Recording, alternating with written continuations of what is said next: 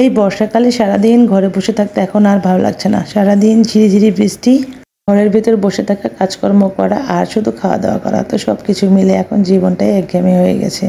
না বাইরে ঘোরাফেরা করা যায়, না কোথাও বেড়াতে যাওয়া যায়। আসসালামু আলাইকুম এভরিওয়ান, সবাই কেমন আছেন? আশা করি সবাই ভালো আছেন। আল্লাহর রহমতে আমরাও ভালো আছি। তো আমার মতো কে কিরকম একঘেয়েমিতে এখন অতিষ্ঠ হয়ে গেছেন, এখন আর ভালো লাগছে না, মনে হচ্ছে যে বৃষ্টিটা একটু বেশি হয়ে যাচ্ছে। তো এখানে আমি সকালবেলায় তো ঘুমে থেকে উঠে নাস্তা বানিয়ে নিয়েছি, আর নাস্তাটা খেয়ে নিয়েছি। আর সকালে মেরাজকে আমি স্কুলে পাঠিয়ে দিয়েছি, তাকে নাস্তা করে। তাকে স্কুলে পাঠাতাম না যদি না ওর এক্সাম থাকতো, যেহেতু ওর মান্থলি এক্সাম হচ্ছে সেই জন্য ওকে আমি সকালে স্কুলে পাঠিয়ে দিয়েছি। আর যেহেতু স্কুল থেকে এসে নিয়ে যায় সেই জন্য ওরকম কোনো কষ্ট হয় না যে রিক্সার জন্য দাঁড়িয়ে থাকতে হবে, বৃষ্টিতে ভিজে যাবে, সেই জন্য স্কুলে আর কি পাঠানো। আর এক্সাম তো দিতেই হবে। আর আমি দুপুরে রান্নার জন্য সব প্রিপারেশন করে নিয়েছি। রুই মাছ বের করে নিয়েছি, তারপর পালং শাক সুন্দর করে ধুয়ে তারপরে এটা আমি ভাজি করার জন্য উঠিয়ে দিয়েছি। পালং শাকটা ভাজি বা তরকারি দুইটা খেতে খুব বেশি ভালো লাগে। আর এখানে রুই মাছের তরকারি রান্না করব, সেটা আমি মাছটা কষানোর জন্য মশলা দিয়ে দিচ্ছি।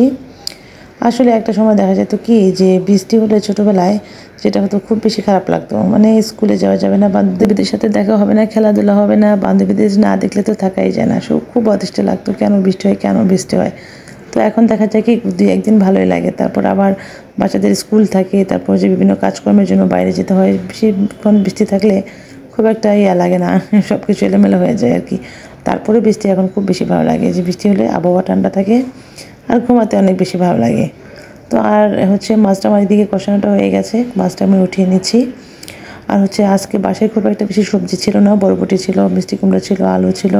তো সব কিছু মিশিয়ে আমি একটা সবজি বানিয়ে নিয়েছি। আমার কাছে এরকম মিশালি সবজি, মানে কয়েক রকমের সবজি দিয়ে মাছের তরকারি খেতে পাই, যে কোনো তরকারি খেতে খুব বেশি ভালো লাগে।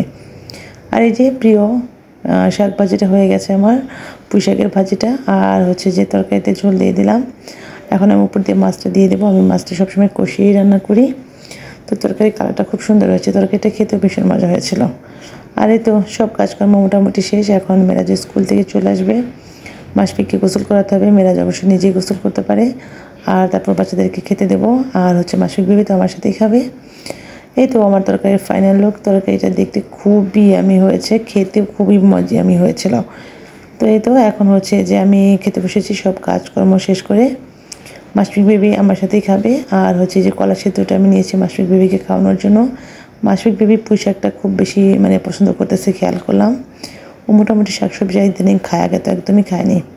আর এটা সন্ধ্যাবেলা, যেহেতু বৃষ্টি হচ্ছে বাইরে, মেরাজের বাবা কী বলে এটাকে, মোগলাই, তারপর সামোচা, এগুলো খেতে খুব বেশি ভালো লাগে সন্ধ্যায়, তো নিয়ে এসেছে, সেগুলো বের করতেছিলাম। তো আজকে আমার ভিডিওটা এ পর্যন্তই। আল্লাহ হাফেজ।